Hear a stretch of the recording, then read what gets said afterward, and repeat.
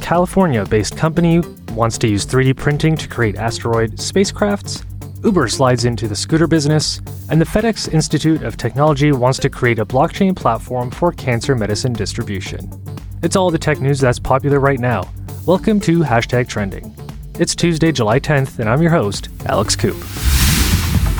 On Google Trends, Made in Space, the pioneers of off-world 3D printers, wants to use 3D printing technology to turn asteroids into autonomous spacecrafts. The company recently announced its plans to convert asteroids into spacecrafts, and explained it won't have rocket engines or complex circuitry, but will instead rely heavily on relatively simple mechanical parts. This conversion will be used to fly the asteroids to a mining station in Earth or somewhere in space to collect more resources for astronauts in need. The plan is part of the RAMA project, which is funded by NASA's innovative Advanced Concepts program. Trending on LinkedIn. It seems like Uber just couldn't resist.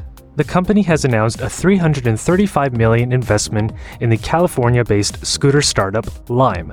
Bloomberg reports that Uber also aims to include Lime scooter sharing to its app and add the Uber logo to Lime's scooters.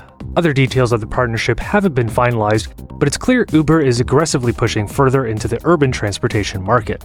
In April, Uber acquired electric bike sharing startup Jump Bikes for $100 million. And lastly, on Google Trends. The FedEx Institute of Technology is teaming up with the Memphis-based Good Shepherd Pharmacy to create a blockchain platform designed to help cancer patients get quicker access to medications. The new platform, called Remedy, will be designed to retrieve unused medications from cancer patients and pass them on to economically disadvantaged patients who would otherwise not be able to afford them. And that is what's trending today. #Trending is part of the ITWC Podcast Network. Look for more of our content on iTunes, Google Play, or wherever else you get your podcasts from.